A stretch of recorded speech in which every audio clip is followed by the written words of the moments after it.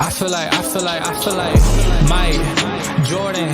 Give me the rock and I'm scoring. Hey, came from the bottom, that's foreign. I swear that I'm up for the sun in the morning. Yeah, they know that we ain't the same. 402, we rap the game. I told them this ain't a game.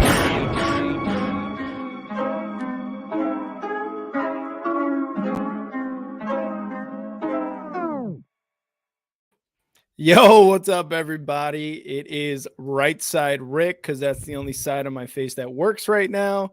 We got Jack and we got Eric here on today's episode of Big Leagues Chicago. Fellas, what is going on?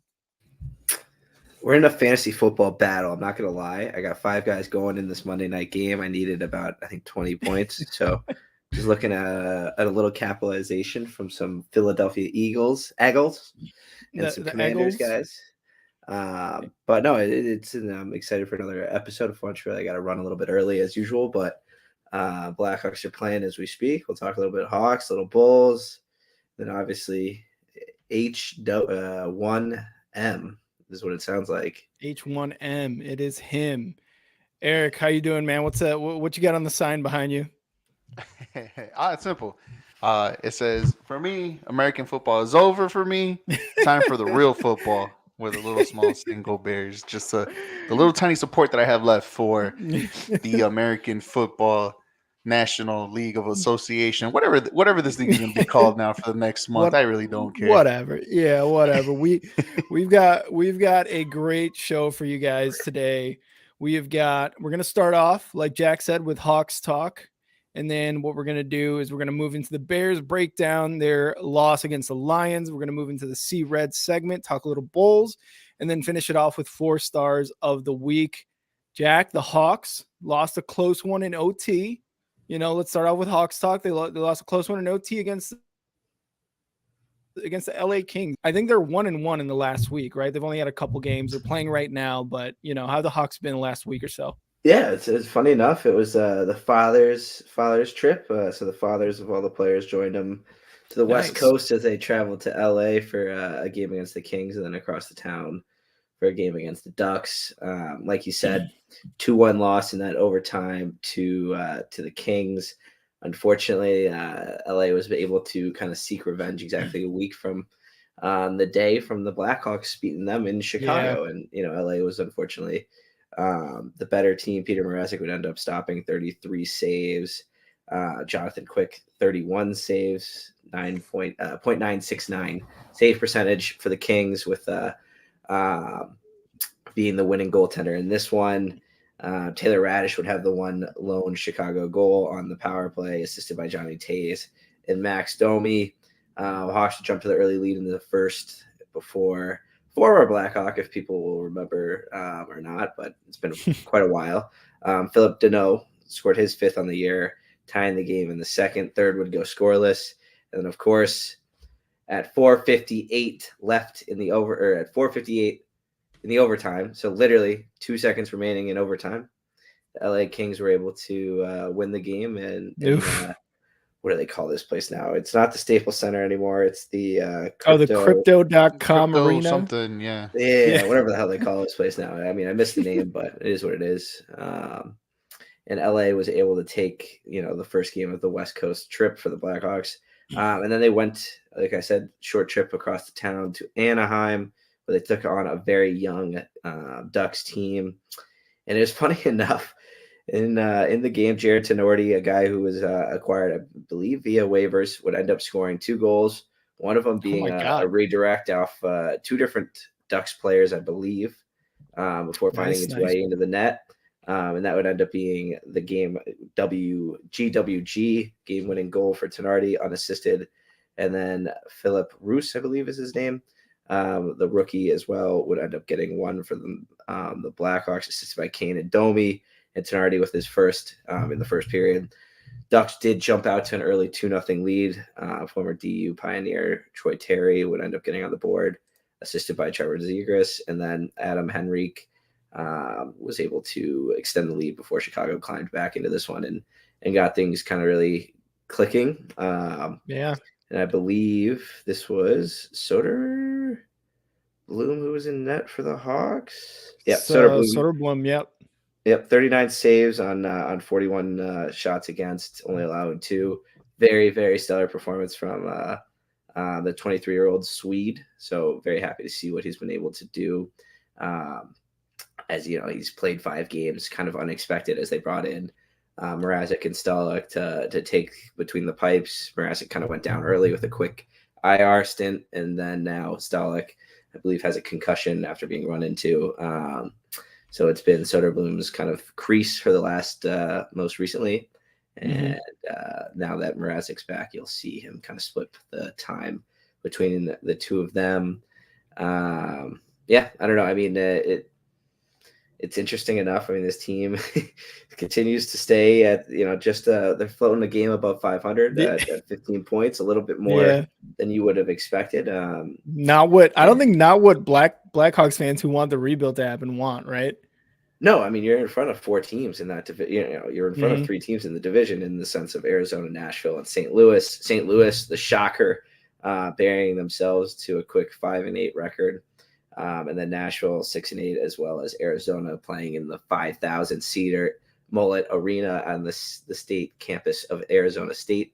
So the Coyotes are playing out of ASU's rink, which is kind of funny. But I mean, it's a very shocking start for this Blackhawks team. A little bit, for the fans that want that first-round pick and the fans that are watching the Bears, who are playing offensively great, but are also jumping in the draft rankings. I think their pick is now around a 5th round pick or 5th overall first-round pick at this point. So you'd like to see the Blackhawks kind of find their way into heavy odds for the lottery picks.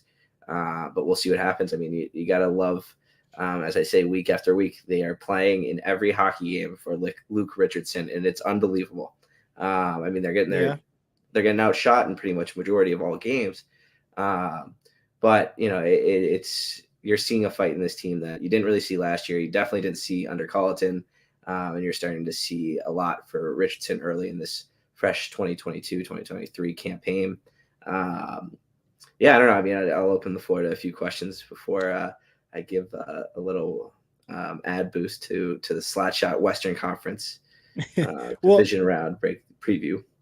I guess that's what I was going to say, right? Because you look at what they're doing, and I mentioned it. A lot of people who want the rebuild and who want a very high draft lottery pick for the Hawks, probably not liking it. But you have to love the fact that these guys are playing that hard for Luke Richardson, and this is also a team that, from a few weeks before the trade deadline last year into the offseason, into this season, the talk was Patrick Kane and Tays are gone. This team's in complete rebuild. So these guys are really just kind of playing their hearts out, and you got to like it because, again, it's for Luke Richardson, first-time head coach, long-time NHL player. So you got to like it in the sense of that. Will they play themselves out of a top pick? I mean, maybe, but you got to love what these young guys are doing. And, the additions of Domi and was it Soderblom, right? All these guys just being added to the team in the offseason and through the trade deadline. It's nice. It's actually nice to kind of see the Hawks doing really well right now. It is a nice little refresher. It's at least someone's using the United Center for meaningful, purposeful games, not taking a shot at the C-Red segment, but kind of am. 100%.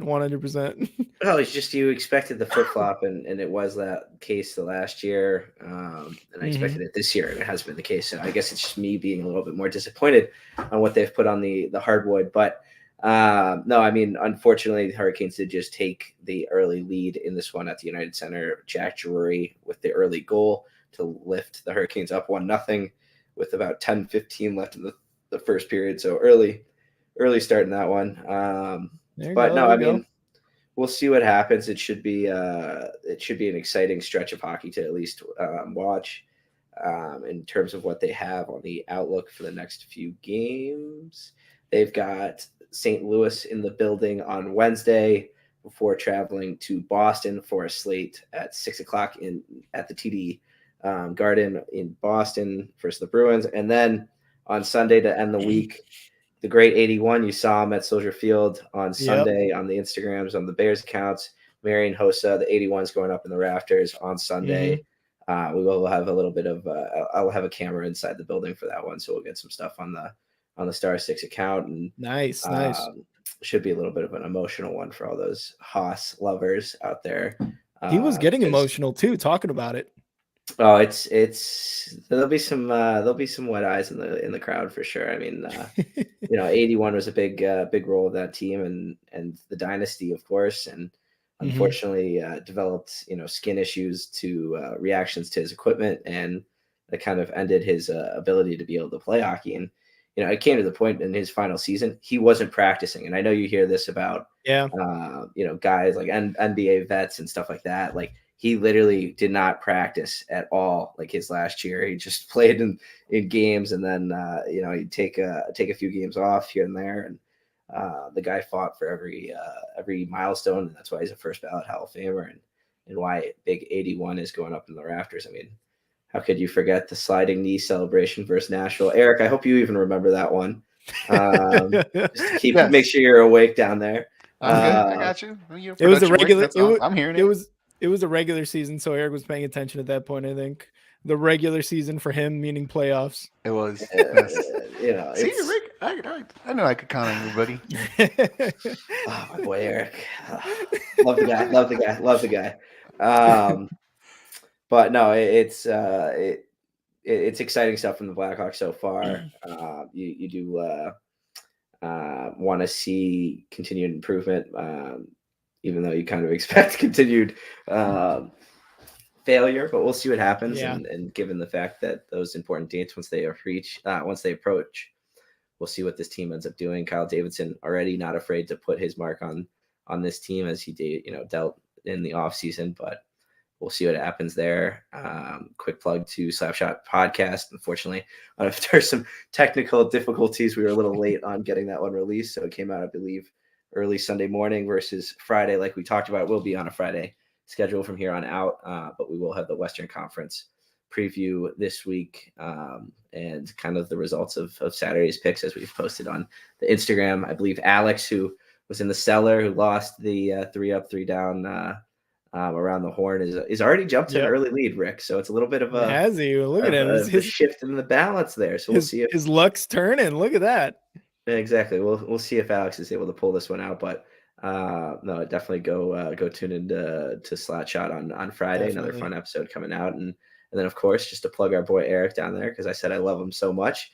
EAFP got the World Cup starting this week. Should be exciting stuff for the soccer world, if not, as his sign says, American football. Not anymore. It's the real football, is what he said. Soccer. Yeah, we'll see. Yeah, we'll see. Soccer.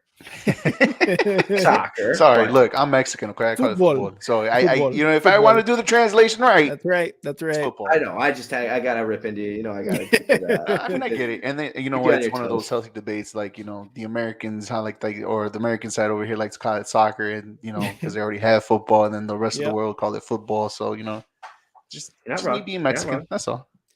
I get it. But yeah, like I said, exciting week on EAFP. Regular episode this week, and then Sunday. Love it. The World Cup coverage starts this weekend. I don't know. Any other questions on Hawks talk? Otherwise, happy to send it over to Bears Breakdown. No, I'm all good on the Hawks. They're down 1-0, like you said, early in the first. So hopefully they can kind of pick it up. And I don't know. Are you? I guess what do you want? Do you want to win? Do you want to lose? Do you want them to keep losing? Like, I don't like me. I want the team to keep winning. Like, that's just me. Like, I don't know about you though. I mean, I'll never be upset about a win. I'll be first to put my foot on that. But I'm very realistic about what this roster looks like, and what the roster constructed of the teams that are built to compete in this league look like. It just does not resemble one. And maybe with the serious steps forward, it looks like Max Domi, a little bit of a revitalization since wearing the Blackhawks uniform. He's been a fresh addition. Your boy Athanasiou, as you like to call him by other words, he's been pretty impressive for this team as well. And you're seeing the depth of this lineup actually be crucial, because they really do have to kind of roll 4 lines, and if they do go down to 3, it seems like they're relying on their top 6 to do a lot more than what a top 6 would look like on a team like Tampa or Colorado or the others they're out there and contending in this NHL. Gotcha. Well, I mean, like you said, I'll never, be disappointed about a win, but it's rebuilding. I love that the young guys are playing for Luke Richardson and hopefully we'll keep it going. Johnny Blasphemy has joined the chat. What's What going up, on, Johnny? fellas? What up? What up? Joined at the John? right time. Johnny What's up, Parlay, man? as I like to call him, Johnny Parlay. Yeah. We've just talked. So we just did the Hawks talk. Now let's move into the Bears breakdown. Ooh. Bears lose a heartbreaker against the Lions. And if you caught the live stream, you had me on it. You had our resident Star 6 Media Lions fan, Alex, on it during the game. What a heartbreaker that was.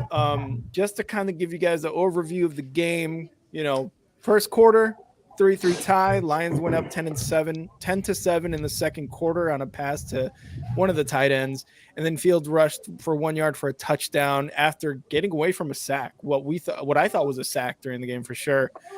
Going into the third quarter, Kmet scored on a touchdown from Fields. And then again on a 50-yard touchdown pass from Fields. Bears go up 24-10. They're up by 2 scores going to the fourth quarter.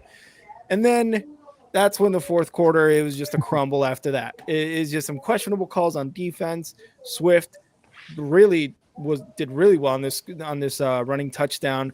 That put them within 7. Then Fields overthrew Kmet on a pick 6 to Okuda, I believe. He brought it to the house. And then Fields made up for it. 67-yard touchdown run. Definitely a beast. And unfortunately, Carlos Santos, missed the PAT. And that's kind of what happened, because then Jamal Williams scored a rushing touchdown. They went up 31-30, and the Bears couldn't get into field goal position with about 2 and some change left. So disappointing win, really. 31-30 loss. The Bears are now 3-7 on the year. John, what do you think? What do you think the issue was this time? Man, that missed field goal came back and hit us like walking a guy in the 9th inning, man. It bit us in the ass. We shouldn't be putting up 30 points and losing. But I mean, this is the rebuild, man. This is what it's like, We traded away everybody on defense, literally traded everybody, but pretty much Eddie Jackson and Jalen Johnson, and this is what happens, Mm-hmm. This is what it's gonna be like. I mean, respectfully, the record for the Bears is exactly where the Bears are, that they are their record, to be honest. But to lose this way to the Lions at home, like their Fields just completely, went off. Like you said, he made up for his pick. It's definitely a heartbreak loss at the end. It's one of those losses like if you were drunk at the game or watching the game, you sobered up in that last 2 minutes. You were sober. And honestly, like this was when they're going into the fourth quarter with a 14-point lead. You would expect like, oh, they got this in the bag. They're gonna get a dub. Like it's the Lions, and I hate losing the Lions, but one of the biggest things that happened, right, was Jack Sanborn, unsigned rookie list this last offseason. Bears brought him up after getting rid of Roquan, got an interception, but it was called back. They got an interception in the red zone off Goff, but it was called back because there was a hands to the face by Jalen Johnson, apparently. Soft ass league. And that's what happened. And that's kind of what has been the theme for the Bears the last 2 weeks, is like these calls from the refs are just killing us. And that's that's what's happening. So I don't know. It just sucked. Eric, you were definitely one in the live stream, like, yo, these calls are soft league. You didn't like them. You're like, that didn't even happen. Yeah, man, it's frustrating to watch where like the inconsistency from the refs. No, look, I get it. I'm me being the soccer guy here, right? That's the one thing I think every fan likes to complain about is, the ref. That's the reason why their team lost, yada, yada, yada, so on and so forth. But in all reality, the Bears actually shot themselves in the foot this time. Yes, you're going to have some calls not go your way. It's part of the game. It happens, right? We can't bitch and moan about that every single time. But for back-to-back week guys, though, it's kind of like you're right. Jalen Johnson, apparently he, Austin Powers the guy right in the neck, and he just falls down. It's one of those. What else was a bad call that I'm trying to think of? The Jared Goff one. Dude still wasn't out of bounds, and he tripped on Oh himself. yeah. Like he Yeah. tripped on his own 2 feet going out of bounds. It's just Yeah. like he just made a dramatic slide and almost hit the damn bench and everything like that, and the players got pissed. I think if it wasn't on the Lions side of the field, I think they would have never called that one. But it was what it is. It's just, but the Bears though, man, Justin, man, like you don't do that, Cairo, man, like. Yeah. Do man, and I was telling you in the text. I'm not sure if I was telling you. I don't know which group text it was, but I was saying something is off about Cairo's kicking form, and I seen that literally from the get go. Like you see how an NFL kicker kind of winds up, and they almost had the same similar stance, right? Yeah. But it felt like he was nursing an injury and he was fighting through an injury because his stance was kind of weird. I don't know if the wind was affecting him too much or whatever the case may be, but his kicking form wasn't a regular kicker's form, if that makes any sense. Eric, I think to your point, I think he had 2 kicks. One went out of bounds. One didn't really go anywhere, I believe, and he had one that nearly did go out of bounds. And they were saying on the post game, to shout out Jose a little bit as I was listening to it, is they were saying he just didn't look right. So I think you're spot on with that take. Yeah, it was just awkward. I mean, the whole entire game was just awkward. The moment Justin threw that pick. Now, look, you got to give credit where the credit's due, right? The defense only gave up 24 points. Yep. Offense scored 30.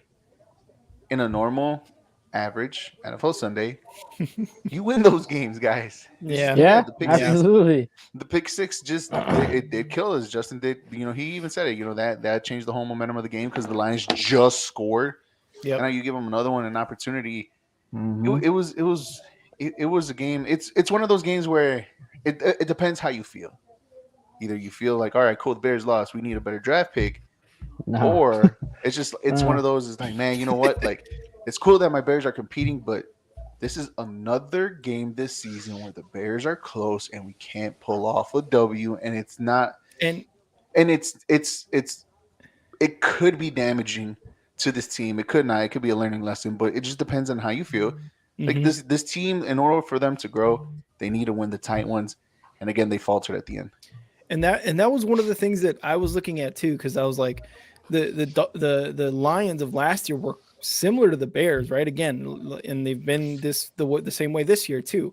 They're in those games, they're close, but they're not winning, and that's exactly what I don't want to happen. It could take a huge effect where maybe if losing to the Dolphins, okay. But losing to the Lions yesterday, like, no, like there's no way they should have taken that L. Was it close? Was it a pick six? Sure, I get it. But you got to find the way in those last 2.5 minutes to get into field goal position at minimum. The line literally, Jose, what's up? The line literally crumbled in that 2-minute drill. And it was just mayhem from there. Like, you have to get those tight wins, like you said, because it can absolutely, I believe it can be detrimental to the team going forward. And then next year, when we expect at least maybe a 8 to 10 win season, with like the possibly upgraded weapons. Jack's laughing. I had the Bears in the playoffs this year, by the way. But if next year with the upgraded weapons, the draft, all this, and they still are doing the same things they're doing this year, then you can look back at this year and be like, well, that's because they're losing games against the Lions. Facts. No, yeah, quick, 100%, man, 100%. And I just, again, like I don't want to be. What week is this, guys? This is what, week 10? Week 10. Week 10. I don't want to be looking at week 10 and already looking at the draft class for next year.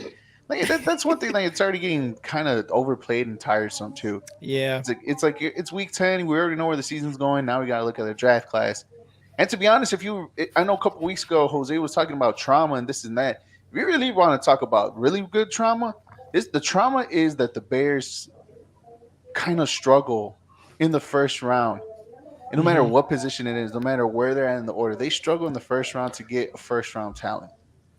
They do. That's the one thing. It's kind of like, okay, guys, like you're cheering for losses, but what have the Bears done within the last couple years outside the random few? Like, look how far it has been from Justin Fields to hit in the first round to Roquan Smith. And before that, when was the last time the Bears hit before Roquan Smith? You know, it could be Kyle Long, it could be I don't know who else I'm missing on it. Kyle Long. What's wrong with Kevin White? Kyle Fuller. What was also Kevin White? Greg Still in the Olsen. He really is. There's Still gaps in the league. between the first round draft picks and everything like that. So for us to be like, okay, let's get a high draft pick, I'm like, if there's one thing that the Bears don't do right, is getting talent in the first round. I don't disagree with that. I think quickly, because I got to run here in a second. Just to recap, 9 penalties for 86 yards. It's always going to be a killer. And it sucks, but it's just kind of the reality of what it was. The Sanborn pick, also brutal. But got to win, single score touchdown games. And I think that's kind of really what they're getting a firsthand lesson at here quickly, because it seems like most of these games we're in, they're close. And we saw that in Minnesota. We saw that here again in Soldier Field. We saw that against Miami, the Dolphins.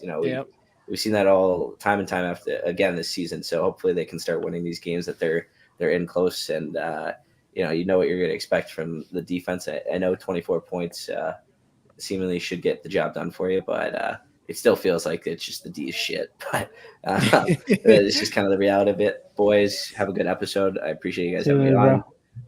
Tune in for the chats, but talk Be soon. safe, bro. All right, see you, Jack. Go Gunners. Later, Jack. Peace. Let's go with comments real quick. Comments. And hey, John, thanks, dude. Hoodie. Not only it looks badass, it is comfortable. It looks good. It's comfy. I'm gonna I feel go pick it up warm inside with tomorrow. this one. I gotta get me Bet. one. I you got that think at I your have your store? size. Yeah, Bet. I got you. We got You got a Martin USA Estrada one? Duff, man, who was at the game yesterday too as well. He Myron was. He said didn't chiming in invite for his a boys, bit. man.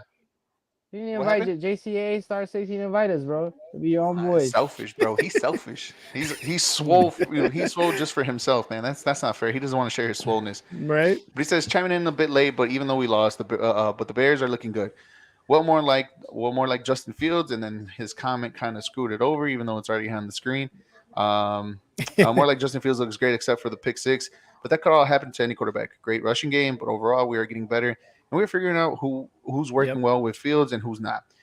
It's entertaining, but a great learning lesson for like the 3rd week in a row. Even though we lost it was lit at Soldier Field, so our fan base is riding strong with the Bears. I mean, you kind of heard that too yesterday during the TV, depending how loud you had your TV. And Jose, I don't know if you heard it over the airwaves, but the Bears did sound pretty loud yesterday. Let's go Bears! You hear the crowd into it. Like everybody's really excited about this team. Maybe not now and for the future. He says, "In Justin, we trust in." I love that. I love that.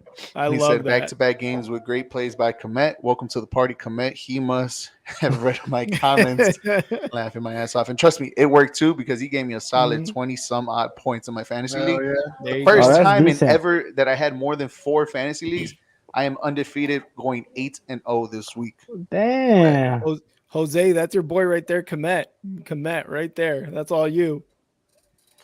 Cole Komet. Yeah, hell yeah. You already know. Notre Dame. Look, I'll tell you what. I was almost writing him off for this season. I was writing him off for this season. Yeah. I was like, let's pick up his credit. Let's pick up his successor over there in Notre Dame, Michael Mayer. I was getting to that point. I was like, you know what? Let's drop Komet, pick up Michael Mayer, because Michael Mayer in Notre Dame right now is a dog. He is that offense alongside Austin Estime. But Cole Komet finally did it, man. He's doing his thing. That's the tight end we've always wanted. If he can continue and Justin Fields continue to find him, then he's going to be one of the at least top 4, top 5 tight ends in the league. Yep. My thing is we can't underestimate the presence of Claypool. I said it last week, and I'm saying it again this week. He probably doesn't know the offense as much, which is probably why you don't see too many catches from him. But just even having him out there as a decoy, Yeah. is helping this team out because you're open because it's opening up Darnell Mooney, it's opening up Cole Kmet, and it's not a coincidence. Ever since Claypool was added to this offense, that those two guys are now finding scoring chances. So great pickup. If we can get another good solid wide receiver in this upcoming draft, because I don't see too many of them in the free agency, then we're training in the right direction. Yeah. sure. And you talk about, Mooney and Kmet, right? Kmet, 4 receptions, 74 yards, 2 touchdowns. Mooney, 4 receptions, 57 yards. Claypool only played 19 snaps, which was a little weird because Eberflus was talking about getting him more involved in this week. But again, he's learning the system, like you said, right? 1 reception for 8 yards. So kind of is what it is. But to your point, though, he's opening up Mooney and he's opening up Kmet, who, by the way, Kmet, 5 touchdowns in the last 3 weeks. He only had 3 touchdowns in his entire career before that. Yep. So that's impressive. He's becoming an immediate red zone target for Justin. And, you love it because he's a big-bodied tight end. He is from Illinois. I think he's from Chicago or one of the suburbs. Went to Notre Dame. He's just one of those local guys that you really want to succeed. And when we got him in the first round, or second round, wherever it is we got him, you were like, yep, we got our tight end. And just kind of like Mario said, this offense with Getty is now pinpointing who's going to be productive with Fields. Chase Claypool, only his second game. So if there's anybody out there going, Chase Claypool sucks or Chase Claypool isn't good for this offense, give it the rest of the season into next year. Let's give it a bit. But these weapons for Fields right now, like they are actually stepping it up. And I think to your point, the addition of Chase Claypool and just the way that Justin Fields is developing plays a huge part in it. Yep. Yeah, but also at the same time, like Jose said, you may use him as a decoy. That's fine. That's fine and dandy and all, but like he's not 6'3", 6'4", 2 something for no reason. I mean, if you could just go a seam route, down the line, or just a goal route or something to expand the field, hey, you just do it.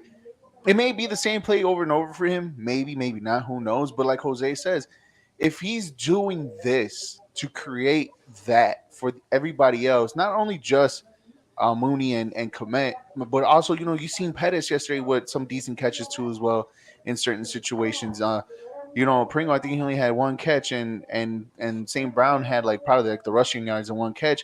But even if you gave up not only a second round pick, but your second round pick, who right now at the moment is looking like the 5th or 6th pick in the second round for next year's draft, use the guy. It's not that hard. He has the speed to go just. But see, that's the thing. That's the thing, Eric. I feel like they do have him out there not only as a decoy. Maybe they are looking for him to find himself open. But I think he's shown in Pittsburgh. I think he's showing that he really isn't a number 1 wide receiver. I think we all knew that when he came in. He's just as good as Mooney, if not just a little bit better. So he's not going to get those opportunities, especially if he doesn't know the playbooks. If you just want him to run a seam route, and if he can't get open, he can't get open. That's just who he is. We don't have a clear-cut number 1 wide receiver on this team, one that would be a number 1 wide receiver on any other team. We don't have that. Yeah. I don't think Claypool's that guy. I really don't think that. So you can't really ask that from him if he has yet to show you that in his career. I really think Claypool can be that guy here, though. Personally, I think he's more talented than Mooney. I mean, we got to wait and see if the Bears go out and sign or trade for a big name wide receiver 1, like a legit wide receiver 1. But we saw last game he was pretty effective, had some bogus calls.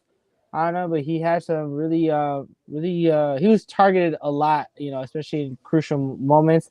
This week he did kind of fall off, but we had Fields and Kmet, doing it all. But I just think it's going to take some more time, but I definitely can see Claypool being that guy going forward the rest of the season, having that connection with Fields, because he's very talented. Personally, I put him above Mooney and Kmet, and definitely the other wide receivers on our team. Oh, 100%, yeah. So I just think it's just about him, getting used to Fields, getting their timing right, getting the playbook together. But I have big expectations for Claypool going forward the rest of this season. And to Eric's point too, this guy's 6'4", 200-something pounds. Like, he may not be the number 1 for the Bears, but I think right now he has to play that way. He has to play as the number 1. Yeah. Mooney's the speedster. Mooney's the like I guess our version of Tyreek Hill, just nowhere near as fast or nowhere near as good. But like he's a speedster that if you He's need to a kind of hit him on the seam, you can get him. he's a baby cheetah. Yeah, he's a baby cheater right now. But let's talk about what Fields did in this game because he went 12 for 20, 167 yards, 2 touchdowns. He had the pick 6, which kind of makes it look bad, but he also had 13 carries, 147 yards, and 2 rushing touchdowns, capped off by that 67-yard rush. He continues to prove that if you give him space, I mean, you don't even have to give him space. He can make plays with his legs, and he can go untouched. I mean, on that 67-yard run, he went untouched, and he absolutely torched that defense. Fields is just, man, he's looking good. And in his press conference, I think he said something about just, about that pick 6, talking about that's never going to happen again in my career. I love that he's like saying this in front of the media, in front of the fans and everything, because when you look at that press conference after the Commanders game, he's like, everybody's always saying we're almost there. We're almost there. I don't want to be almost there. I want to win games. And this is what he said this press conference too. I want to win games. So it was really after that Commanders Thursday night football game where this all kind of changed. The offense, the scoring, the execution, his running really kind of just evolved. And I don't know, it's him, man. We've been saying it. It is him. He is him. Justin Fields is him. Absolutely. Put it on a t-shirt, Rick. Put it on a t-shirt. We're gonna put on a t-shirt. No, man, but to bounce off of what you said, Rick, like you said, Fields is doing it all. They're finally catering to his strengths. We've been crying for this for years. Stop trying to make a quarterback fit your system.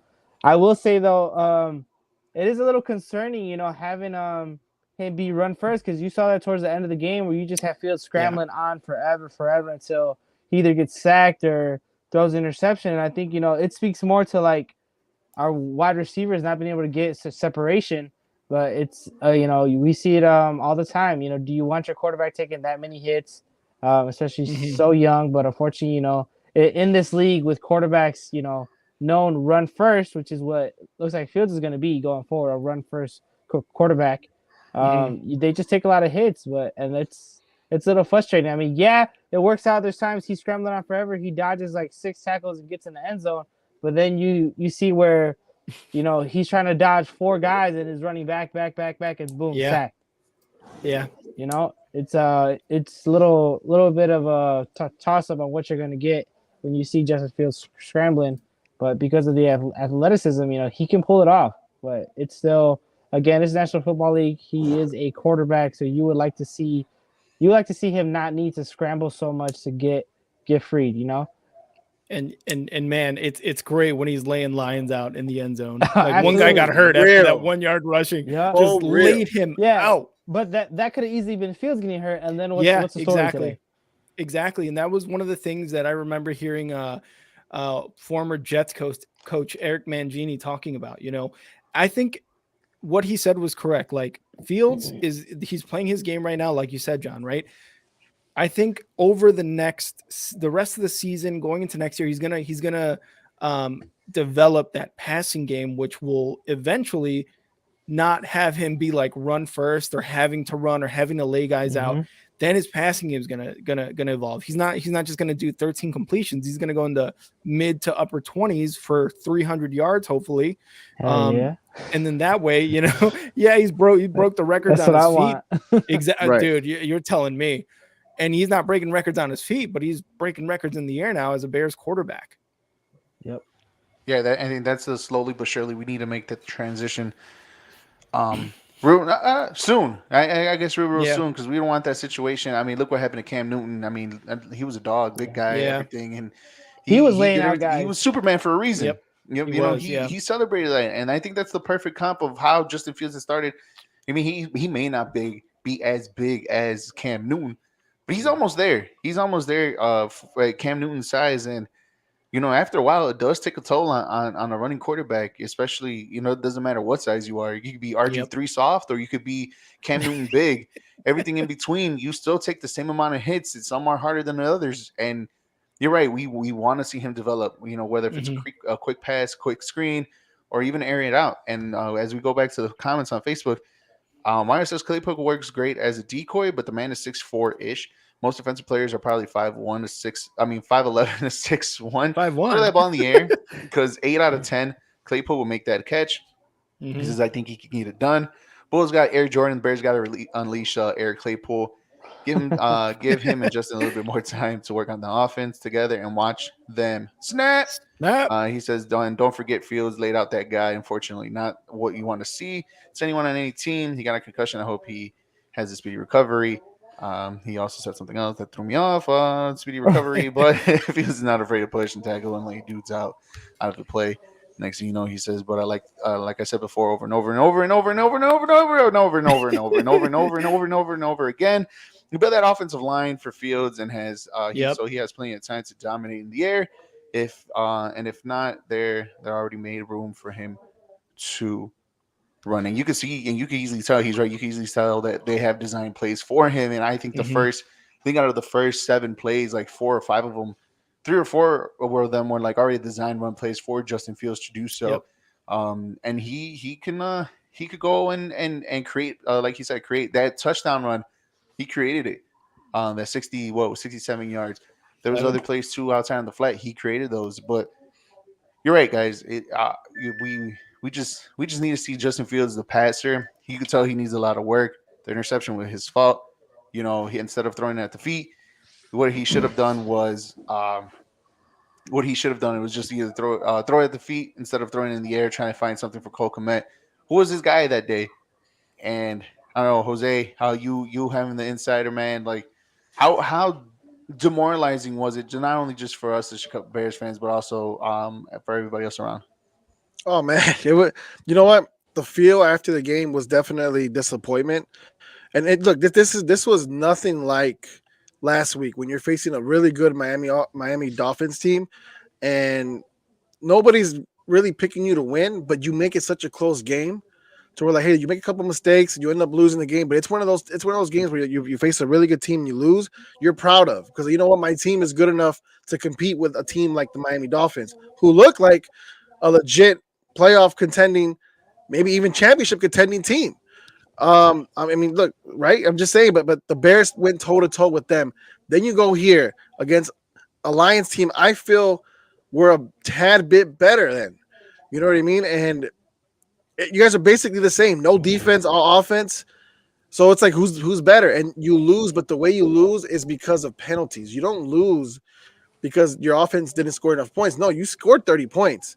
But it was the defense this time. It was the penalties that killed you throughout the game. And coming from a team that's one of the least penalized teams in the game, I think that was more disappointing than anything. We heard Eberflus say it on the post game on the radio. You know, he was going to look back on the tape to see if there really was penalties going on, if maybe there was just some missed calls. But that was probably one of the main things he was going to look at, because that is what did them in. Obviously, the missed field goal from Santos was basically the point that lost us the game. But you don't get much games from Santos like that. He's pretty accurate. Yeah. You know, so it's like you don't. He's gonna have bad games, and you expect that, and you're okay with that. But the penalty just wasn't. It doesn't fly. It can't fly, especially when you've been doing so well throughout the season. Nah, man. Yeah, I get it. All right, Johnny. And us being Johnny and Parlay, us being those guys. Us being those guys that we killed Cody Parkey for not doing his job. You know, we killed him for missing that field goal and double doinking out of us in the playoffs and stuff like that. You can't compare. No, you can't compare a playoff kicking, a win in the playoffs. I understand with a team that's ready to compete for a championship. You can't really compare that to one missed field goal from a guy who's pretty consistent in a regular season game that means nothing to you other than what? Really, it's just a win. You're not going to do anything this season. But I think you're comparing apples to oranges there. No, because you're not really on the field. All you have to do is one job. That's kick the ball between the damn posts, man. That's all you have to do. I would like to see you do that, Eric. I could easily do that. No, you cannot. Put it on the JCA Olympics, John. If you're listening, John, I'm telling you, put it on the JCA Olympics. Who can kick a field goal? Let's go, all of you guys. I'm more athletic than putting you, Rick, Jack, John, and everybody else more athletic than all you guys put together. How do you fit that head into that screen? How? It's easy. How? It's easy. It's not that big. I literally he's know. got- I know my skill set, buddy. You got I the know my cinema skill view, set. that's Trust me why. when No I tell way. you, I could do There's it. no way. I could do it right now. I could probably do 40, if that, maybe a little less than that. But for sure, I could have done it before. I mean, I could do it. Man. I could I could do easily do it. 45. For everybody in the I can do comments, put 45. the cap emoji in the comments. Put it. Cap emoji in the comments for Mr. Eric. I'm gonna Nah, put most it in of the most of comments. people- There most ain't of the no people way. that- Trust me, It's most of the happening. people that are on here that know me, they know It's the happening. truth. Trust me It's when I tell happening. you this, homie. Trust me Put when I it tell you cap. Straight cap. We're gonna have a kickoff contest between Yes. everyone here at Star 6. Yes, we got and to. see if Eric can hit it from 40. Carbs, he said, yes, the penalty especially killed us. That crucial one that took away the interception by Sanborn. That kid looks like a stud Absolutely. on Sunday. Yeah, what is he? Isn't he from here? He's from Crystal Lake, no, or something like that. Or he's from something like that. Somewhere. he's yeah. somewhere, in I think, Illinois. from the He's northwest homegrown. suburbs for sure. That's homegrown. Homegrown. He had 12 tackles, 9 of them solo, 2 sacks, and 2 tackles for loss. This kid is good, man. This is one of the guys that I was really high on in the preseason because, I mean, you look at someone who's like from Illinois, from the Chicago area, and you really want them to be good, right? We were talking about Cole Kmet. That's one of the guys that I was really high on too. And I was like, and he's shown out in these last couple of weeks. Obviously, he's no Roquan, but double-digit tackles, 2 sacks, like he's killing it right now. And Yeah. I think, Jose, you were talking about the defense earlier. This is another one of those games where we look towards the draft, the off season, where we're like, we need an edge rusher bad. We need an edge rusher bad. It's funny. It's funny you say that. Go ahead. I'm sorry. Go ahead.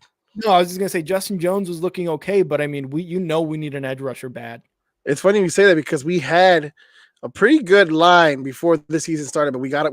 We drove them all away. Khalil Mack, we traded away. Akeem Hicks, we just let him walk. We traded Robert Quinn, Roquan Smith. Can you imagine that team? Imagine that defense on this team with the offense finally clicking. I mean, we might just be playoff bound. The only thing about that, I get why we needed to do it because a lot of those guys are older, a lot of those guys are injury prone, and a lot of those guys are making too much money. So I get it, I understand it, and just get quality players, and like as you mentioned in the defensive line, this upcoming draft or free agency, whatever. But can you imagine if we still had those guys and then the offense being the way it is right now in these last couple games? It'd be insane. It would be crazy. Hey, don't forget our boy Eddie Goldman too as well. He was also part of that stud defensive team too as well. He left to Tampa and then he said, "Nah, this ain't for me anymore. I'm out." I made my millions. We're good. Right. Duffman says you can't compare Parkey to any kicker. Thank you, Duff. And he even took his talents to Tennessee, and he still did it there too. He was the only consistent at hitting the poles more than any. Thank you, Duff. You can't compare Parkey to anybody. You can't. He's coming at me. He says, "Bro, here we go. Where were you for all that? Abar did the kicking challenge, and Chicago was hating on Parkey for missing that double doink from a 31-yard kick. Did you do it? No, because I don't remember anyone in Chicago doing it. You're my boy, bro, but I need to see you do it. LOL. Do it. We gotta do it. We gotta do it. We gotta do it. I could tell you, we could go to Gately Stadium that's right here on 103rd and Stony, bro, and just do it. Hey, we gotta do it quick before it starts snowing. All right, we gotta do it quick. It's what do we call this? We call this bear weather, homie. I get it. I want no excuses, but I want no excuses. I don't want no excuses. It was raining. The wind was too long. The snow. No, I want no excuse. I want a good, fair day to see what you're really made of. I want no excuses. There's no excuses. I can do it anytime, any place, anywhere, bro. I ain't scared. I may be over like 60 pounds overweight, but trust me when I tell you, even this 60-pound overweight guy can still take you on any sport anytime of the day. The only thing I've been consistent in telling you this, only thing I've been consistent in telling you guys is that in a sprint and a dead ass sprint, that's not me. And that's the only thing I've been consistent telling you guys from day one since we started talking this crap. That is not me. But me being the way how I am right now, 60, 50 pounds overweight, trust me when I tell you, you guys still can't reach my ankles and your athletic forms compared to what I have, bro. I can't wait. I can't wait to prove you wrong. I can't wait. There's no proving me wrong, homie. Trust me when I tell you. Carbs Go says we probably would have been a 500 team if we had that defense still with this offense who got they're me out of that together. He said, I'll even take a step and hold the laces out. There you go, Tough. Nah, man, you too slow for that, homie. We Laces need like out. somebody. We need, well, at least you know that the laces are gonna be out. So I'll give you that one. Yeah, true. He says, "Let's go, Finco." I 100% agree with Carbs, man. If we had even like half the defense we had before, Nice the defense. off season last year, like we probably would be a 500 team, 100%. And this just goes to show like how important that cap space is going to be and how important these picks are going to be going into the off season. So I 100% agree. Like I think, I don't know, like what would you guys rank in terms of like what should we either spend on or draft first? We're talking wide receivers, offensive line, and defense. What do you guys think is like number one to go after, either with the money or with the picks? So it's easy. It's easier for you to find a pass rusher in the draft. I think any young pass rusher that's coming out of the draft, I think that's what you get right away, and that's who you get. Unless if it's like a stud linebacker, cornerbacks they're iffy. You hardly get those rookie cornerbacks that that show out. Obviously, what's the dude from New York, from the Jets? What's his name? Oh, Thibodeau? No. From the Jets, the cornerback. Sauce Gardner? There you go. Sauce Gardner, yeah. Right. Like those guys come in every once in a while into the league too as well. But definitely in the draft, if you're picking that high, you either do two things. You either get the best offensive lineman available or the best defensive end and or defensive tackle and or best rushing linebacker in that draft. I think that's the main thing you got to do in the first round. After that, I mean, you build. I think you build the offensive line and wide receivers with the salary cap money. I could agree with that. Yeah, I think that's easier for you to build. And then if you could find yourself, another linebacker in there, or maybe even, I can't even say another corner because we don't know what Kyle Gordon is. And so far, I mean, he's gonna have the mistakes. It's a rookie year. He's gonna do that. Yeah. So, I mean, if you could find your offense and maybe a defensive lineman in there to help you with the defensive end that you're going to get in the draft, it's easier to, and especially that your coach is a defensive-minded coach, it's easier to build that way. But for sure, with the salary cap, you need your wide receiver if there's one available. You need maybe another defensive lineman, whoever's there available to as well. Then after that, I mean, it's up for grabs, right? True. Yeah. Jose, what do you think? And what do you think they should focus on? I guess the first thing. The offensive line's a given. You can't have Justin Fields running the way he's running. I don't think it's sustainable. You know what I mean? I would like for him to be a Lamar Jackson. Yes, I think he's as talented, but for him to be your only really instant offense isn't really ideal, for a team. I want to see him as a passer. I want to see what he can do as a passer. But with that, you need to be able to he needs to have time to throw. So you work on the offensive line. I think you should focus on getting that number one wide receiver. We're not getting in free agency, like I said, but if you could do it via trade, or maybe trade some picks, or if there's one coming out of college that really stands out, someone like the guy from Cincinnati, Jamar Chase, someone like Jamar Chase, if you have a talent like that coming out, do it, get it. Yeah, you need it. You need it. This upcoming draft, there's no wide receivers that are coming out to that type of level so far. I mean, there's a lot, but there's not that mind-blowing wide receivers coming out of this. Give me a second. Let me do my producing job and find the draft. Then make the trade. Then make a trade. You know what I mean? You have enough. You have a lot of draft picks this upcoming season where you don't really have to use all that. If you could trade a couple or a few of them to a team with a wide receiver that's willing to leave, you know what I mean? I mean, why not? Why not? I don't see what the issue is there, right?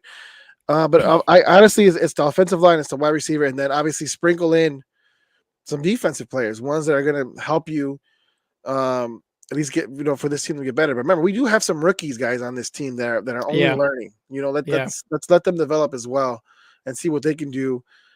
But yeah, I want to focus on offense first, Rick, because I feel like that's the one thing we neglect year in and year out.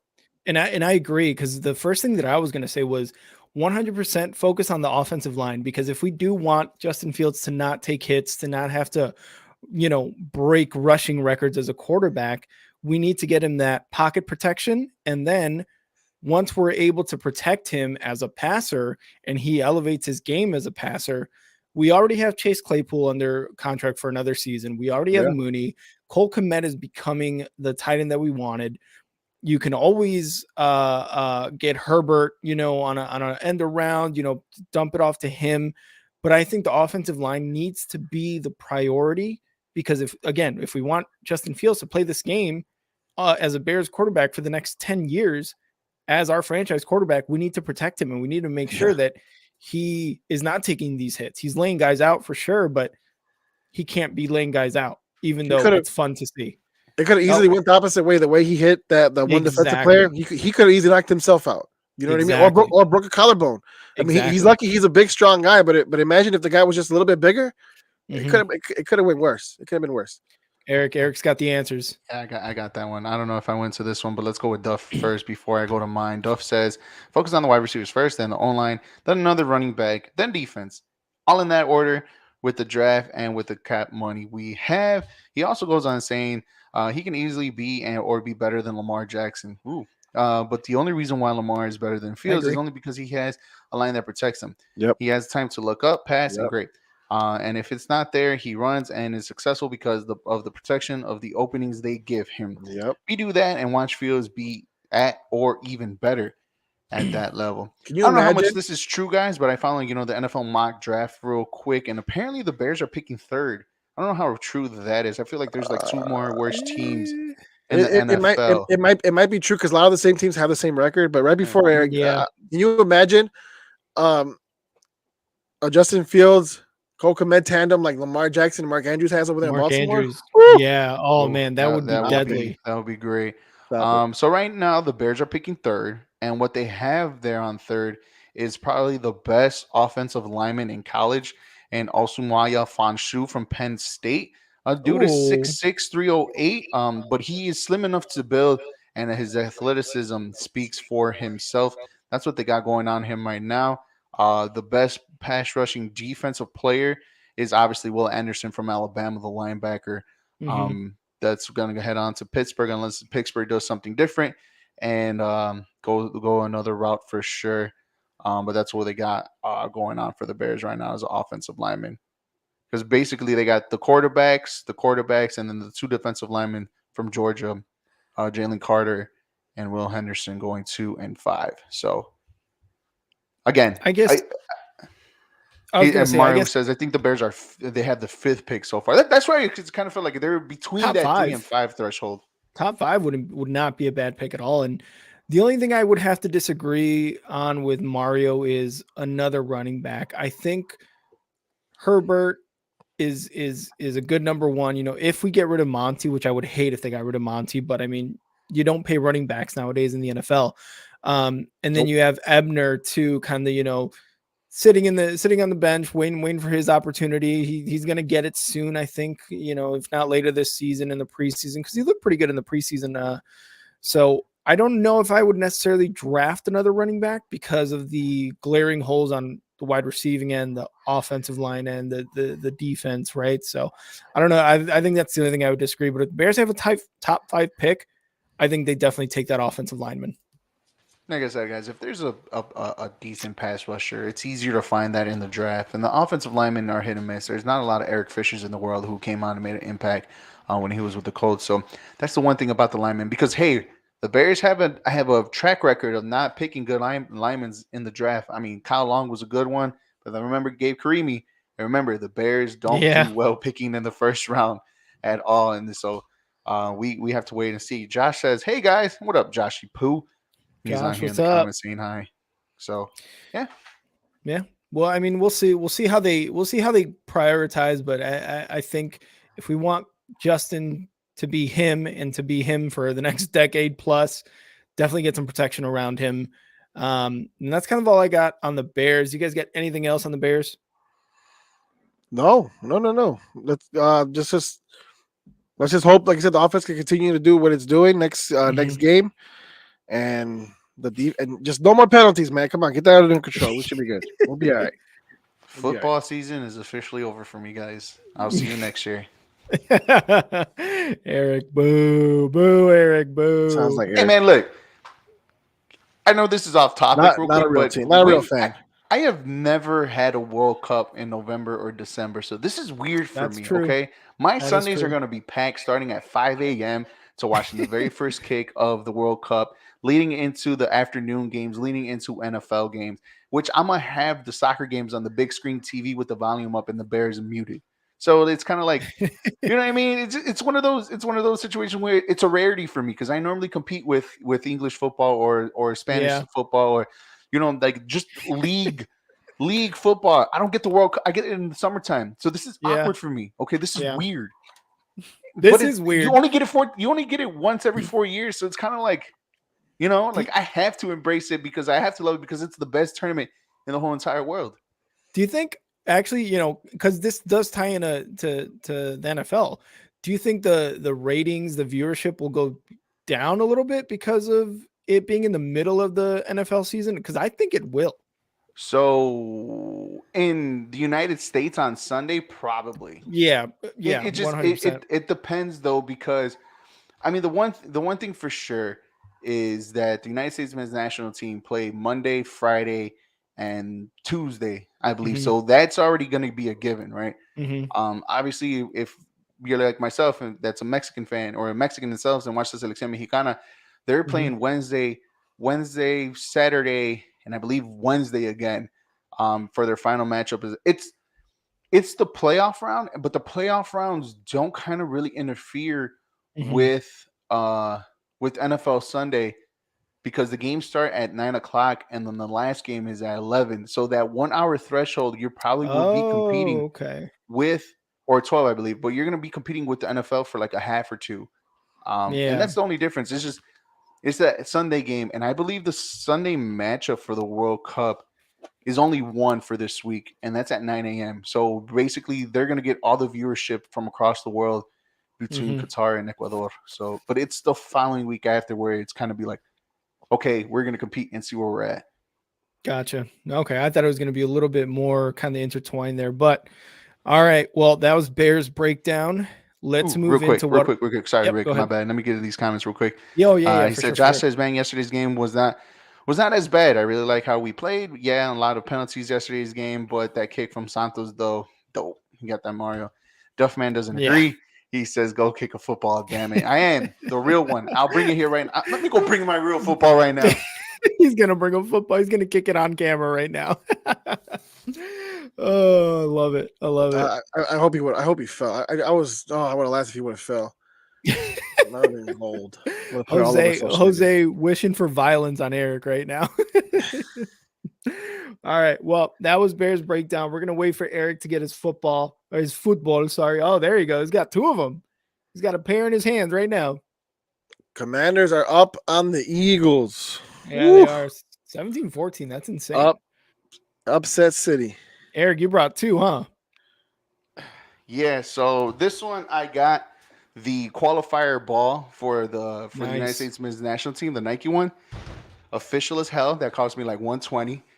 This one is actually the ball for the final of the World Cup. I got this for like $150. Dang. Those are cool though. It's the official one for sure. And then, I'm out of breath. I went running for that one.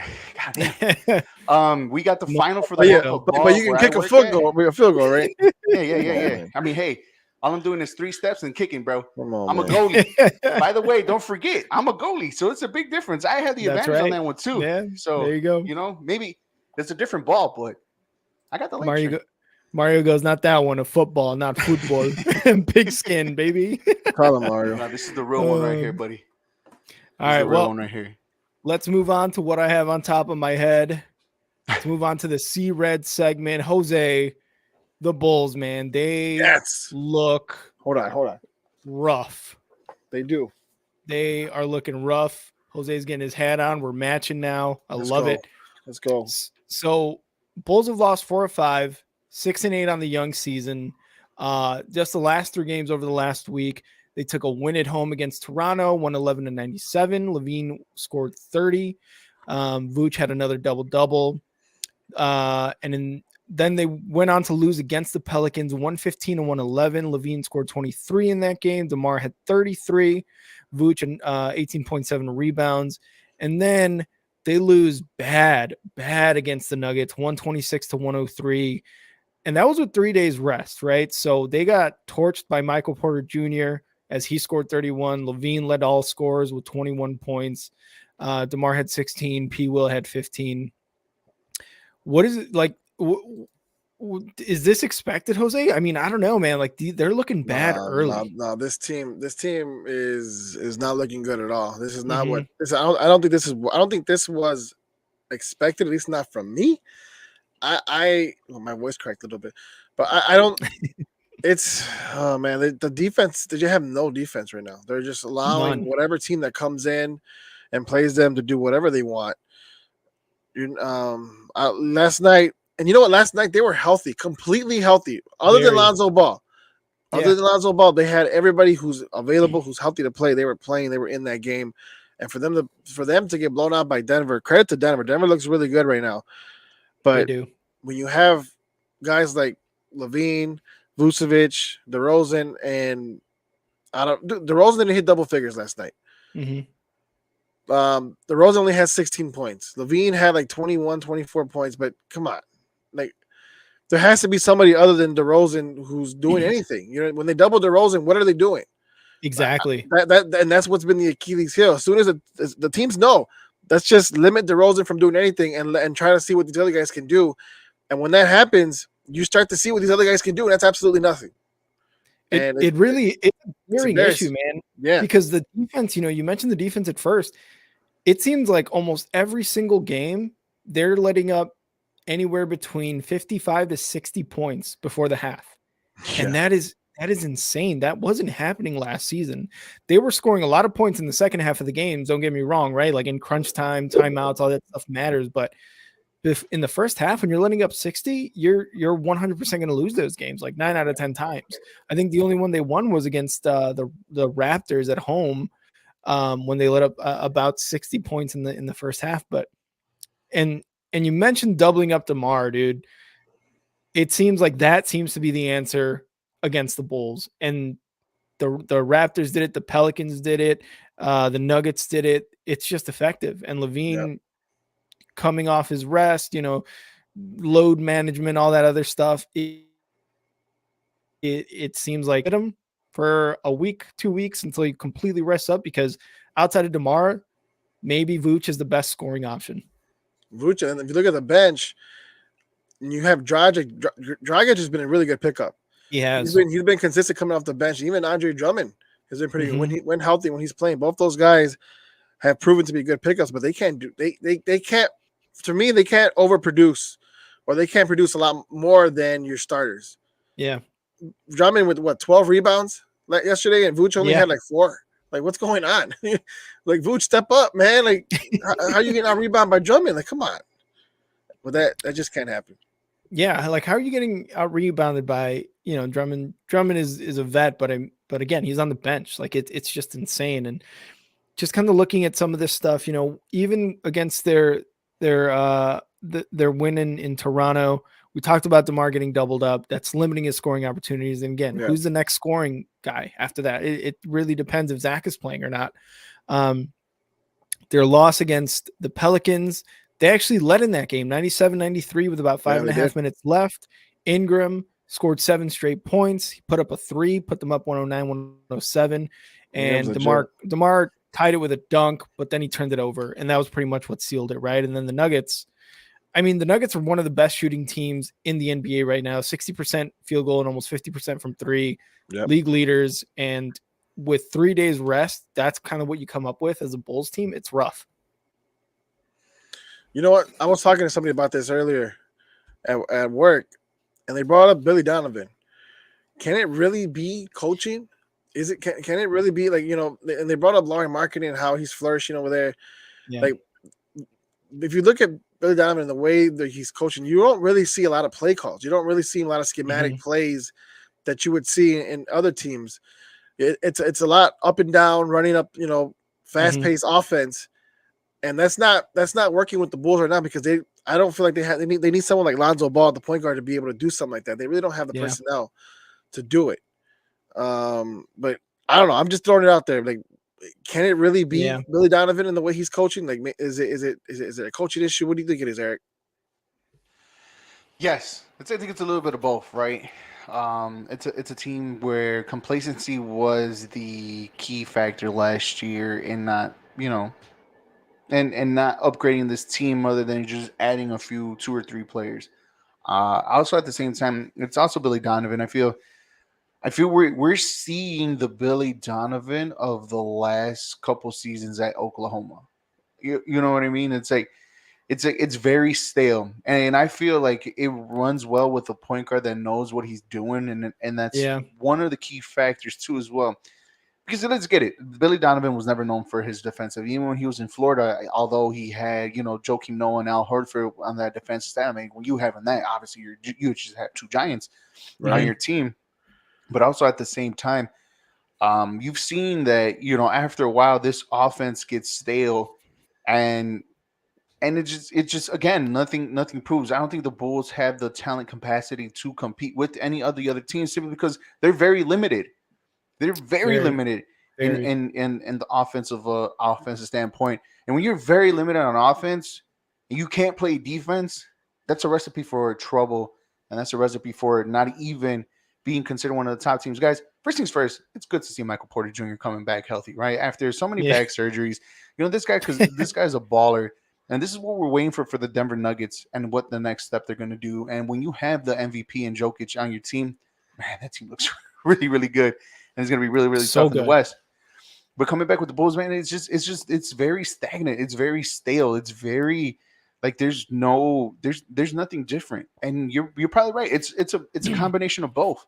It's a combination of players and coach. Real quick, I know Duff is right here, and thank you, Duff, for being here on the show. Just him, Josh, and everybody else. Carbs, thank you for watching and commenting on the show too as well. He goes, and it's a long one too. Wow. Okay, all right. He says Bulls need to step it up in defense because it's showing that you can't close out in the final quarter, but even in the first half, is not looking better at all.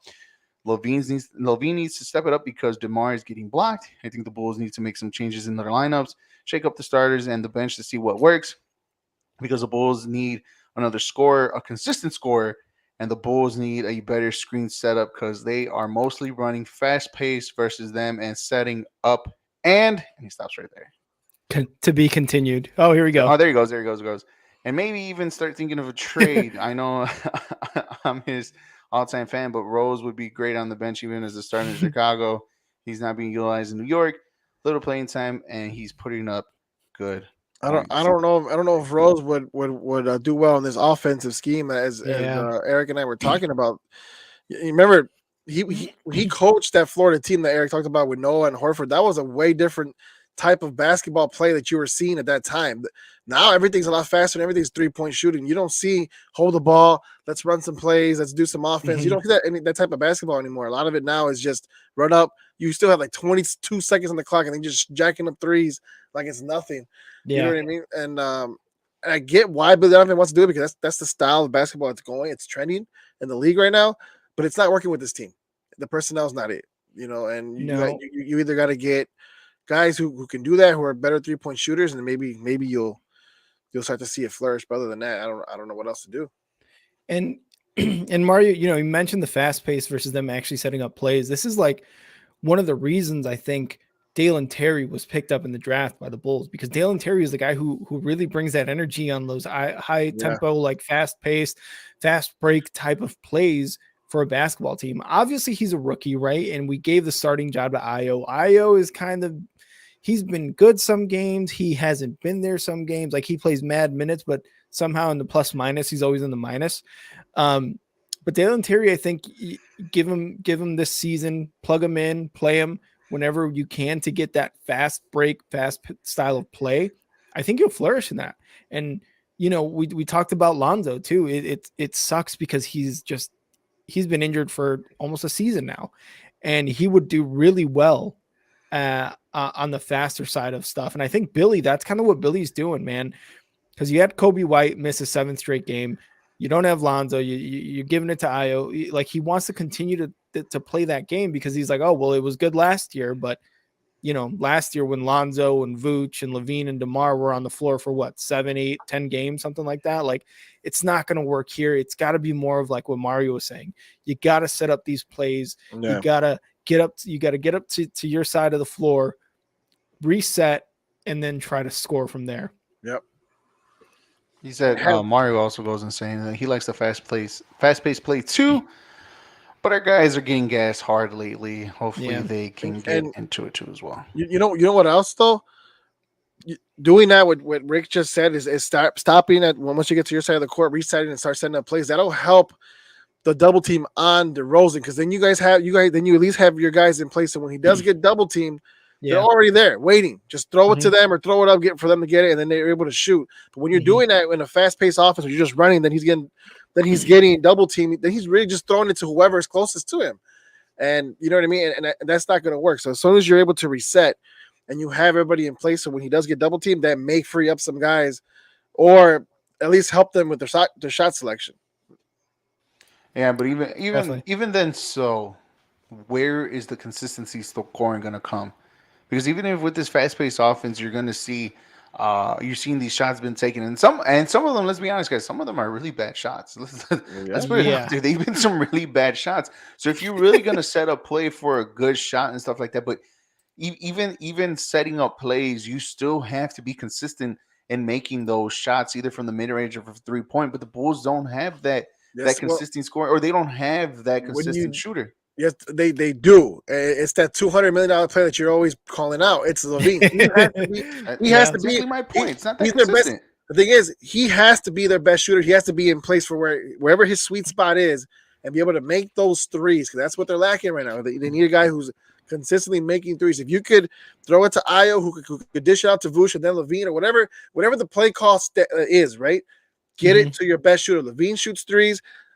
Vucevic shoots threes consistently. One of those two guys has to be in. He shoots it though, Eric. When one of those guys he shoots it, but he shoots it. He makes he's not that consistent with it. But he's consistent when he's on it. Okay, and that's what that reset is supposed to be for.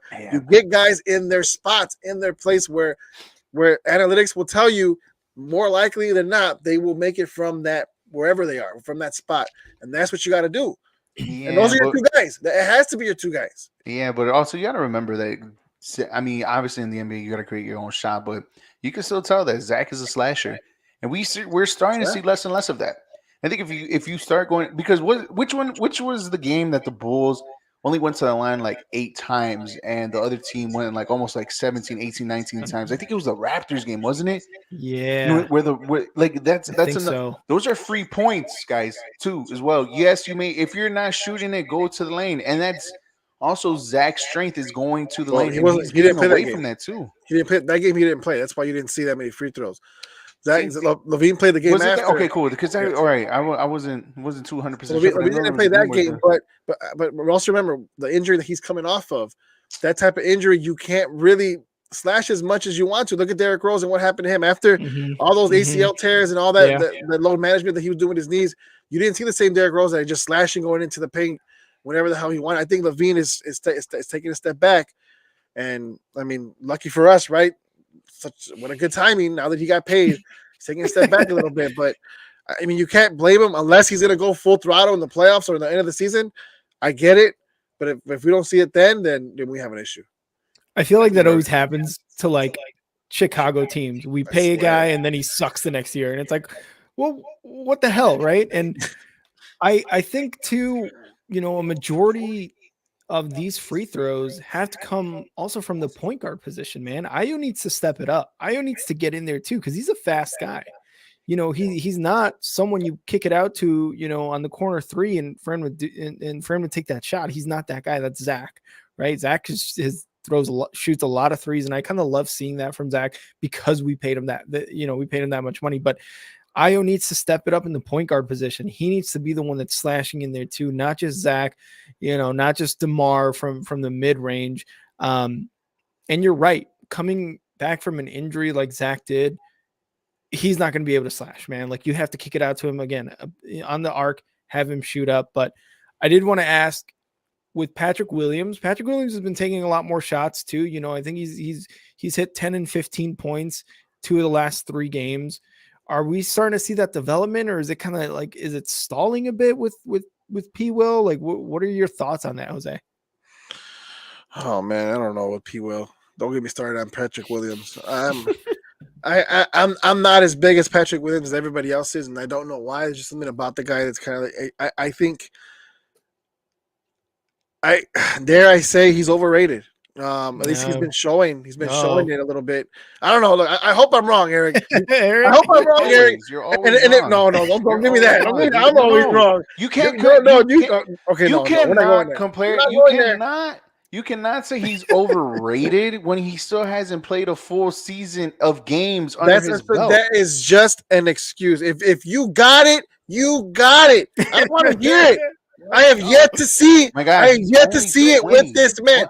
He is healthy. He is playing. Show me something. I don't see it. Again, what was I saying? Like the numbers that literally Rick just says between 15 points. That's the kind of the number range that Pat Will needs to be for the Chicago Bulls. And lately, yes, he's been looking like he's been stepping up his game simply because he's finally getting that consistent playing time that he's missed out in the last 2 years. This kid is still young. This kid still can't buy beer legally, man. Like, you have to relax. True. There are some players. Yes, I get it. I hope I'm wrong.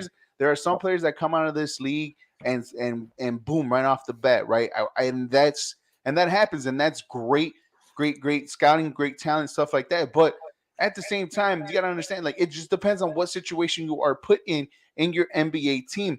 Pat Will didn't start off right away for the Chicago Bulls in his first year. Then he got hurt. His second year, he became that starter. Then he got hurt. This year, he's finally healthy, it looks like, but he's also getting back. He's getting rhythm and finally catching up to the speed of the NBA game that he has not had in the last 2 seasons. Look again. What is he? It's the same conversation that we had when we were working together at the school with Chuck. Kobe White. Kobe White's another perfect example. That's a different story.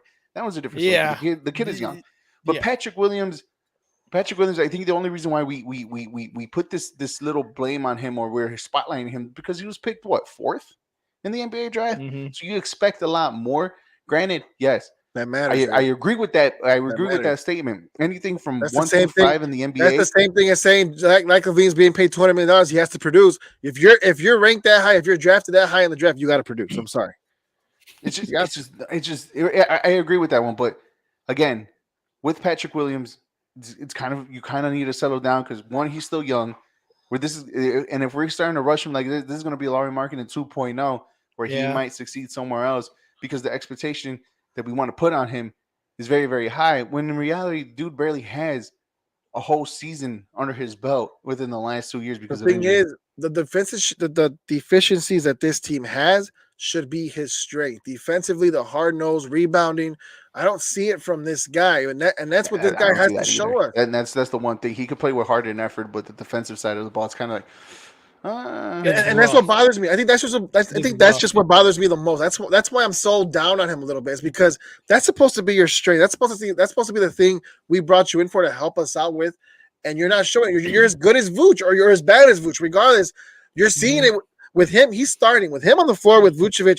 That's not working out. And I've already said it. Vucevic is not that type of center. He is supposed to be your stretch 4, someone who you could pick and pop, like a Dirk Nowitzki type. But we look at that Dallas Mavericks team with Dirk Nowitzki. He has someone like Tyson Chandler. That's supposed to be Patrick Williams. He will, yeah. And I don't great see comparison. And I know, and that's why. Relax, man. That is supposed to be the Dirk, bro. Dirk is that's supposed to be the combination, Eric. And we don't see it, and that's what's bothering me. No, Dirk is a whole different animal, man. That one's a very unfair. I'm not saying Vucevic is as good as Dirk, right? But he is an all-star. He is when it's his team, they run the offense through him. He's an all-star, right? Yeah. All I'm saying is that with those two guys, you're supposed to have at least that type of tandem or chemistry, like Dirk and Chandler had when in Dallas, and we're not seeing it, which is what bothers me. Yeah, but you also playing defense in the NBA. It's not just a 1v1 situation. It's also a team effort. And when the team can't defend together as a unit, the one-on-one situations, you're gonna look bad 80% of the time.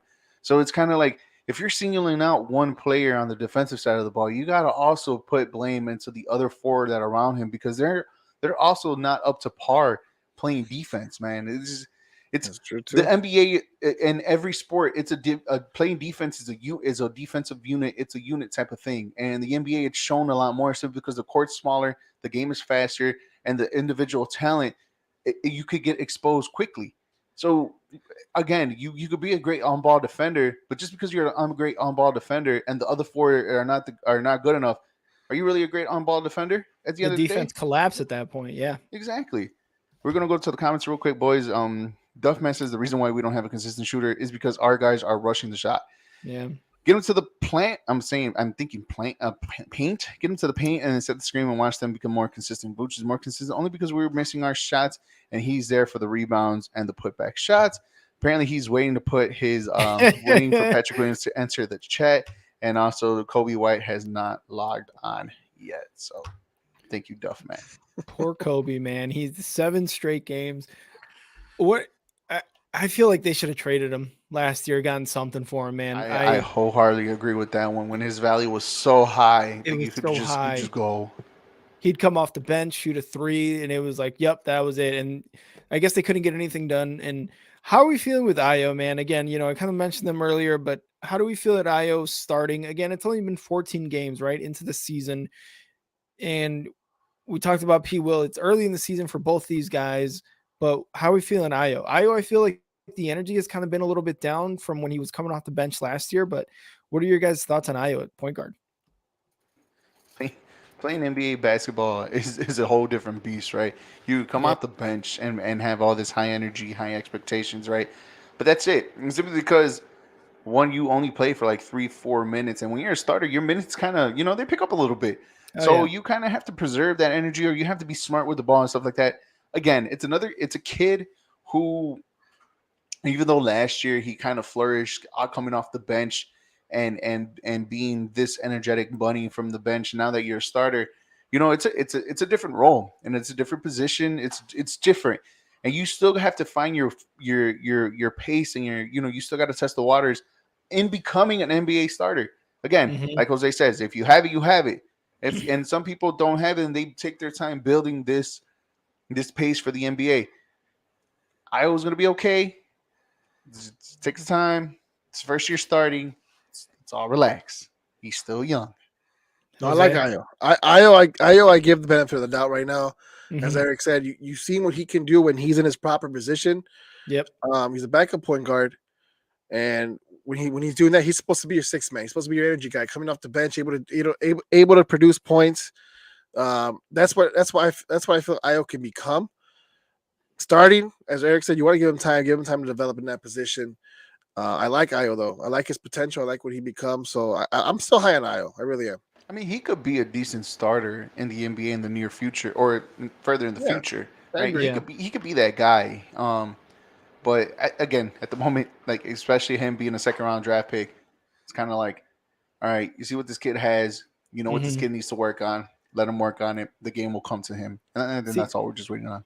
He needs to get some more muscle on that body too, man. Like he needs to, I talked about him slashing into getting to the rim. That guy needs to get a little bit bigger, be able to push those guys off him. I mean, to be honest with you, Rick, I mean, this dude did pull up like 10 or 15 pounds of pure muscle, lean muscle in the offseason. So yeah, he was a lot scrawnier last year. So he did pull up that muscle. You can only build so much muscle in a position.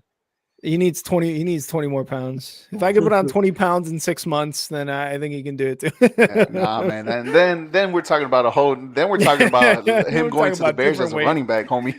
Yeah, that's true. That's true. Duffman goes and says, I think Io's going to be good. I think he became a starter too quickly. He's going to be great, but still needs to be developed, which is I wholeheartedly agree with that one. Yeah, and I mean he got kind of thrust into the role, right, because of the Kobe White injury, the Lonzo injury, continuously injured. But yeah, he still does need to be developed. Woo, Sam, what's up, Sam? Welcome to the show. Sam, he says the Bulls front offense, AK and Eversley, failed this team. They had a lot of good to build on after last season, yet they failed to take the next steps that were necessary for this team to take the next step. the Bulls will be stuck in mediocrity. Sounds like Eric. This, yeah, it sounds like. I mean, they have a point. As much as I hate to say it, they do have a point. The way it's looking right now, Zach LaVine isn't looking like that $200 million star player that he should be. Now, granted, he got the money because of the market and because we thought at least they would have been worse without it. But now, dare I say, right? And I'm usually the Bulls optimist. Dare I say that I kind of see I probably could have saw better success, or I guess like a more immediate success going the opposite route, maybe tearing it down a little bit and bringing in younger talent. I don't know, right? But it kind of sucks when Zach LaVine was supposed to be that guy and he's not showing it at all. And I don't think he ever was, but that's just me. I mean, hey, look, it's crazy. It's crazy. It's sad to say, Eric. So 14 games this season. They got the. Sorry, Rick, you froze. Yeah, Rick, you froze. That's why we didn't. That's know why we we were continue talking the conversation. Oh, okay. Yeah. My bad. Yeah. So we're 14 games this season. Are we thinking like at least 25 to really judge this season whether or not it's going to go well or not? Or I mean, 6 and 8 right now. It's just not what I expected coming into this second year under Billy Donovan. What did I say in the beginning? I said like what, January, right? Yeah, I think you said January. I'll stick to it. I'll give him another month. Let me see what December, the rest of November brings and December brings. And by January, if it's consistently like this, yeah, bro, there's no shot. There's no shot. Yeah. I always say I always give the NBA a shot after the football season, but the Bears football season. Right. This year I'm giving it till after the World Cup because my Bears season is completely over. Because after that Boxing Day comes and all that stuff. But apparently Sam says Zach LaVine is the biggest thief in Chicago. You can't get mad at. You can't be mad at him though. You can't be mad at him. I said it last year. I was being consistent. I was like, if you give Zach LaVine this contract, the Bulls are going to be in basketball hell. Hi guys, welcome to basketball hell. Come join the ride over here because. It's starting to look like it. It's starting to look like it. Well, the Bulls got the Pelicans on Wednesday, and let's hope they can turn it around. Let's hope something happens. Let's hope Lonzo comes back, maybe makes this team like just a whole lot better. We'll see. We'll see what happens. We got one more from Mario right here. Yeah, I got you right here. Oh, my bad. Okay. He says, I think the Bulls will turn it around soon, but at least we were better than Yes. That does nothing for me though. That does nothing for me. Like it doesn't though. Like so what? They're bad. Yeah, that doesn't give me no satisfaction whatsoever. It should have been bad back in like 2009. Is that like LeBron's on the Cleveland Cavaliers or Miami Heat when we hated him, right? That's gone. This gives me no satisfaction like it used to anymore. He's bad, bro. They're bad. Like where's CP when you need him, man? Right. CP, we need the Laker bandwagon or the Laker fan or the LeBron fan. Sorry, in CP. And but yeah, man, I mean, you're right. It does mean no justice that the Bulls are better than the LeBron Lakers, even if LeBron was still in Cleveland or Miami or whatever team he was, and before then, like it does mean no. It gives me no excitement, no happiness, nothing. No, the Bulls are better like it used to. No, not at all. Not at all. It's just more like, LeBron's at the end of his career. Cool, got it. Not even exactly. That, yes, it really is. But not even that. It's like we used to hate him because he was the reason why we couldn't win or advance further in the playoffs. And now he hasn't been a threat. So it's like, dude, it is expected of them to be bad. Just because we're bad, it gives me no joy. Yeah, Duff, man. Hey, look, man, I love you, bro. I love you with all my heart. We've been together. We've been knowing each other for like 10 plus years, my man. And I appreciate you, man. And I love you. And you, my guy. But you are this quote right here. This quote right here is the epitome of Bulls mediocrity as a fan base and everything else like that, man. I love you, man. I love you so much. But this right here is where we stand by as Chicago Bulls fans, as an organization. That's the Bulls are just a mediocre franchise, and it's like if we find joy from somewhere else instead of our own team, that's yeah.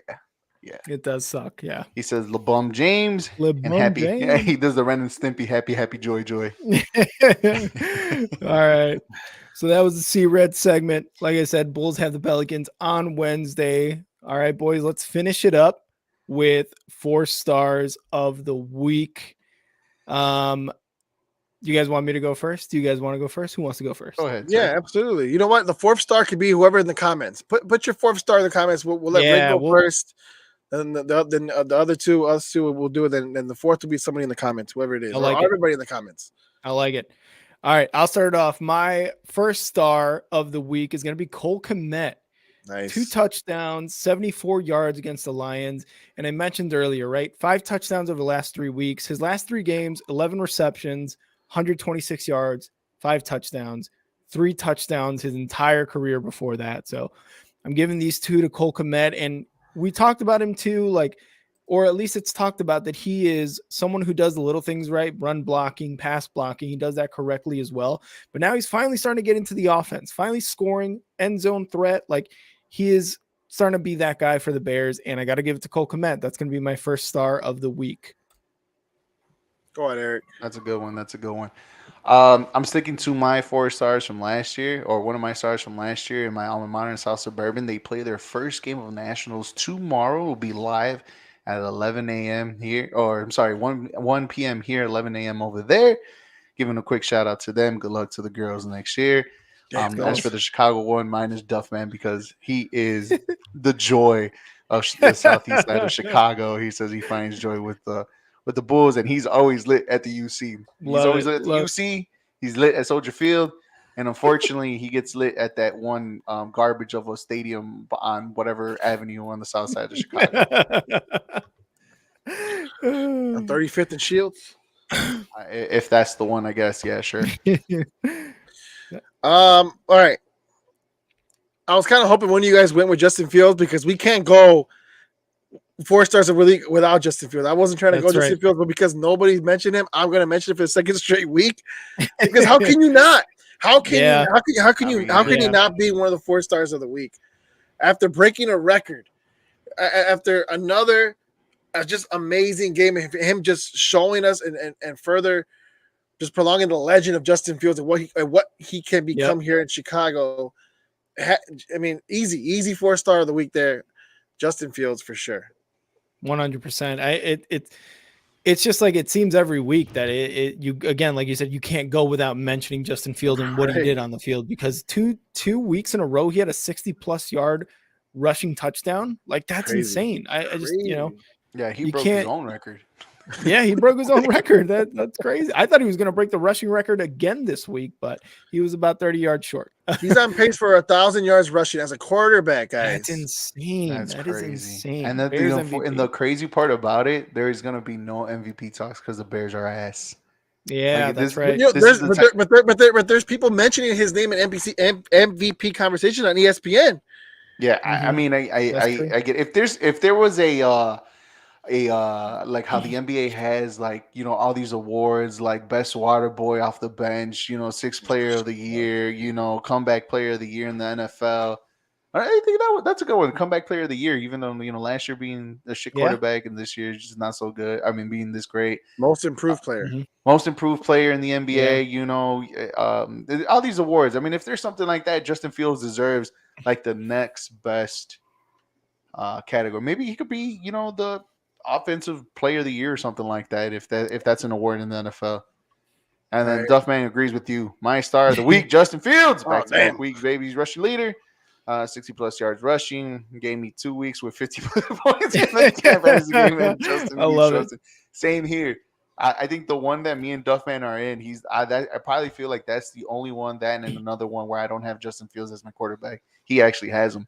Matter of fact, he has the whole Chicago Bears offense from Mooney to Komet to the Bears defense. Justin Fields.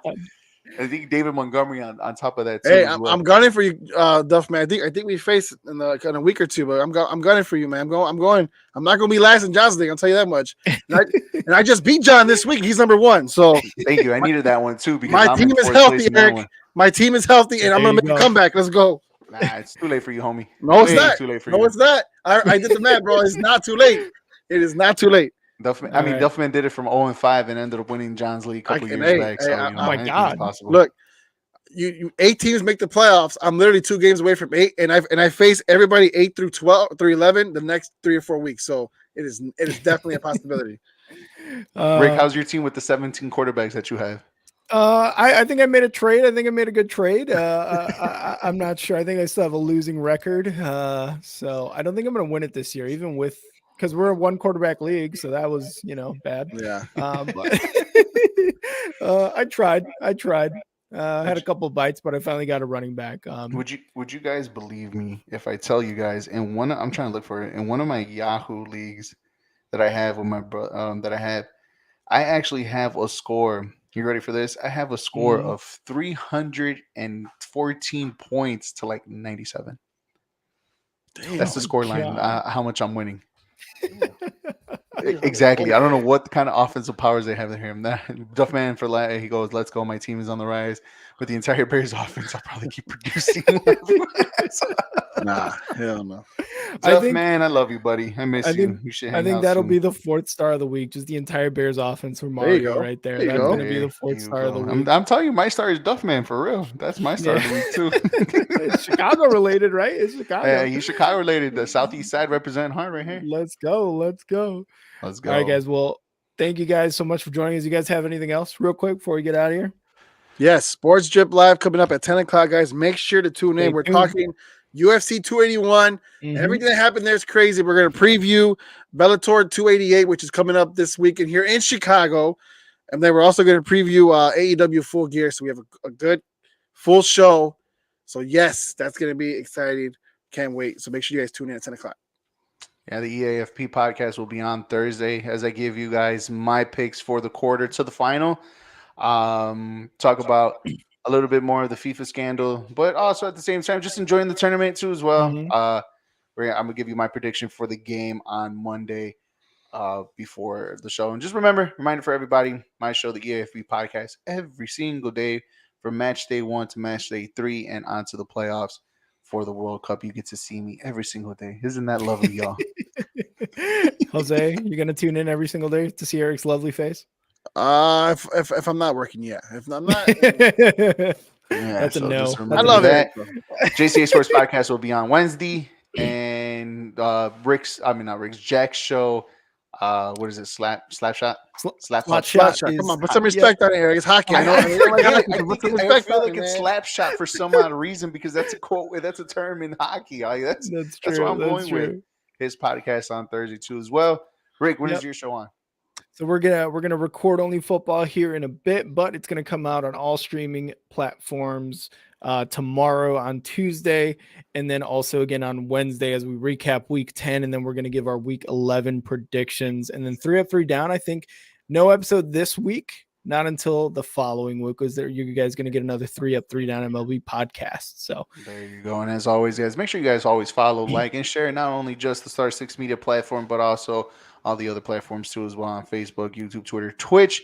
Make sure you always like and share all of our episodes, not just Big League Chicago, but all the other podcasts that are on Star 6 Media platform on all social medias.